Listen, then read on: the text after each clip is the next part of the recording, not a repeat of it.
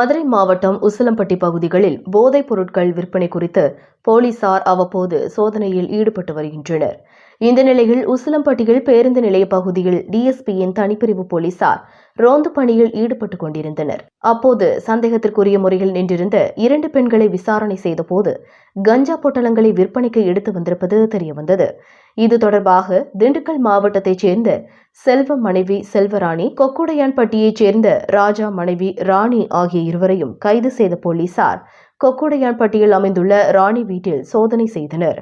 அப்போது வீட்டில் 60 கிலோ கஞ்சா பதுக்கி வைத்திருப்பது தெரியவந்தது. இதனைத் தொடர்ந்து 60 கிலோ கஞ்சாவை பறிமுதல் செய்து செல்வராணி மற்றும் ராணி ஆகிய 2 பெண்களையும் கைது செய்து உசிலம்பட்டி காவல் நிலைய போலீசார் விசாரணை மேற்கொண்டு வருகின்றனர்.